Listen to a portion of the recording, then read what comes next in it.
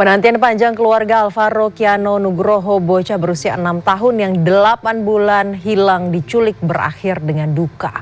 Yang membuat geger, tersangka tidak lain adalah ayah tirinya sendiri. Selain motif, polisi pun mengungkap sejumlah fakta termasuk tersangka yang sempat menyimpan jasad anak sambungnya itu selama 3 hari sebelum membuangnya di Tenjo, Kabupaten Bogor.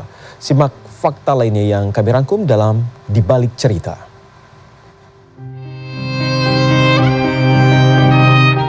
Tangis nenek Alvaro Kiano Nugroho pecah saat Kapolsek Pesanggerahan AKP Seala Syah Alam mengabarkan bahwa Alvaro telah ditemukan namun dalam kondisi tidak bernyawa. Sang nenek tak menyangka Alvaro, cucunya yang izin pergi ke masjid pada bulan Ramadan 8 bulan lalu untuk sholat maghrib, menjadi pertemuan terakhirnya. Yang membuat geger keluarga, tersangka penculik dan pembunuh Alvaro tak lain adalah AI, ayah tirinya sendiri. Tersangka AI diketahui telah menikah dengan ibu Alvaro sejak Desember 2023, padahal tersangka juga sering ikut mencari korban saat hilang. Kalau setelah hilang juga tetap masih datang. Iya, tetap masih datang. Tinggal di Tangerang. Gitu. Waktu ibunya Alvaro itu ada di rumah pun juga dia sering ke sini, setiap minggu ke sini, nanti jalan sama Rum untuk mencari gitu anaknya. Kadang-kadang ada petunjuk di mana di Jalan Raya Bogor sampai ke Bogor, Jalan Raya Bogor itu sampai ke terminal Bogor. Baik. Itu dicari. Baik. Itu pun nihil semua. Baik. Pada Minggu sore, Polda Metro Jaya menemukan kerangka manusia diduga kerangka Alvaro di Jembatan Cilalai, Kecamatan Tenjo, Kabupaten Bogor. Dari keterangan anggota Polsek Tenjo dan warga yang mendampingi petugas Polda Metro Jaya menuturkan proses pencarian dilakukan selama 2 hari di sekitar lokasi. Ada beberapa tulang, itu ada 12. Ya, ada 12 lebih lah, 15. Tulang iga belum ketemu sih. Lantas mengapa tersangka AI begitu tega menghabisi nyawa anak sambungnya sendiri? Senin malam, polisi mengungkapkan fakta bahwa AI menyimpan dendam kesumat kepada ibu Alvaro lantaran emosi merasa diselingkuhi. Adapun motifnya yaitu dari komunikasi yang ada motif dendam pribadi dengan istrinya.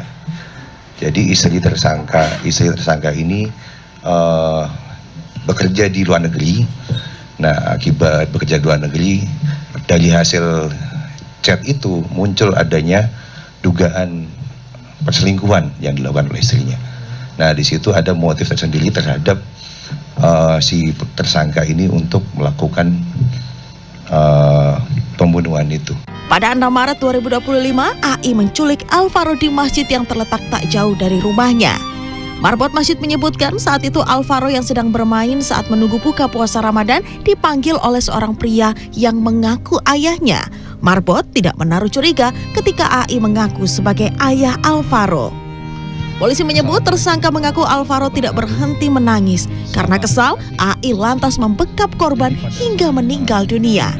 9 Maret 2025, tersangka menyimpan jasad Alvaro di dalam tas plastik hitam dan membuangnya di kawasan Tenjo, Kabupaten Bogor.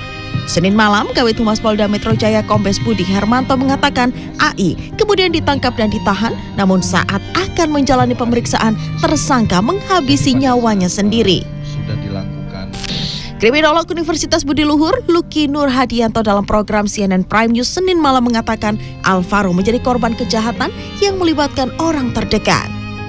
Dan kemudian menjadikan anak sebagai kekerasan. Dan dalam konteks ini pula yang perlu kita paham yang keempat adalah anak akhirnya menjadi dalam tanda kutip gitu ya Mas ya, bahwa manifestasi emosional, manifestasi kasih sayang itu kemudian dilimpahkan kepada anak. Tidak berada pada titik yang cukup ekstrim dalam konteks kasih sayang, tapi pada ekstrim yang paling parah sekalipun apa yang kemudian dilakukan oleh orang tua dalam konteks terjadinya perselisihan atau konflik, maka anak seringkali menjadi korban. Hal inilah yang kemudian seharusnya bisa menjadi satu sinyalemen bahwa dalam konteks tertentu anak harus bisa mendapatkan perlindungan yang layak.